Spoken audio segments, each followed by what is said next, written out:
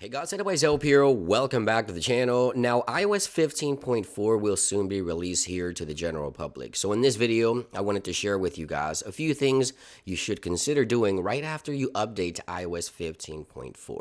Now, the software could be released as early as March 8th, which is Apple's next upcoming event.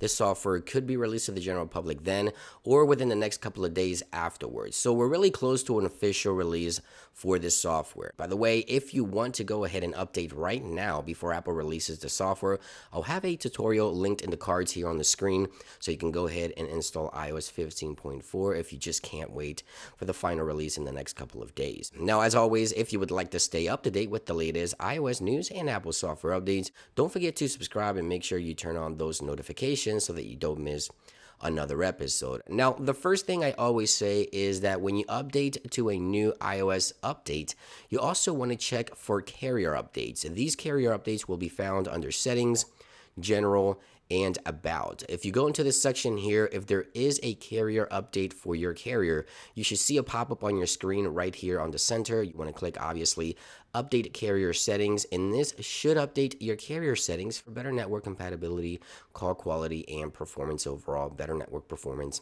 overall. Now, another thing I always recommend you check is iPhone storage, because if you don't typically update your iPhone every time there's a new iOS update, there could be previous iOS downloads or software downloads lingering, taking up storage on your iPhone. So you want to go to iPhone storage here.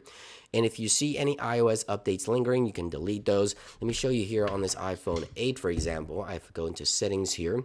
If we head on over into general and we go to iPhone storage, you'll see that right here, there's a new iOS 15.3.1 software update lingering, taking up storage from my iPhone. If you don't typically update your iPhone all the time, you want to go ahead and delete that and just install the latest iOS 15.4, and that way you get some of your storage back as well. Now, there's also one thing that I would like for you to do once you update to iOS 15.4, and that is check for latest app updates. Now, in order to check for the latest app updates, you want to go into the App Store here, and then you want to click on your avatar here.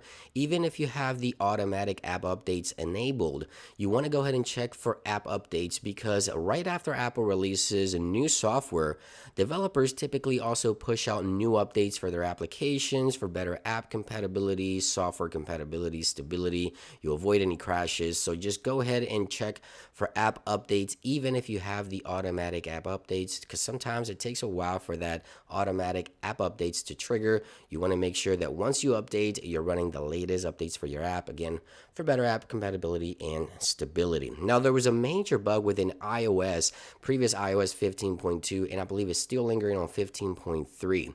where your Siri history, your interactions with Siri recordings will actually be sent to Apple rather you opt in or opt out. That's going to be under Siri and Dictation history.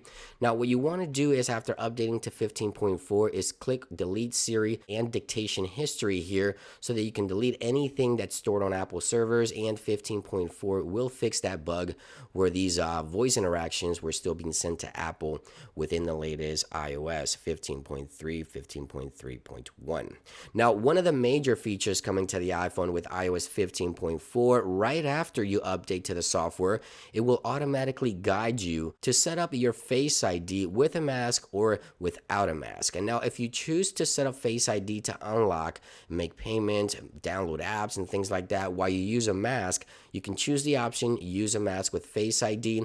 In this, you don't have to wear a mask to set this up. The iOS 15.4 will automatically guide you through this process once you update, and you can also add glasses if you wear glasses with Face ID. Now, there's also a new update to the Wallet application. There's a new widget you may want to check out in the widgets department for the Wallet application. I like that a lot.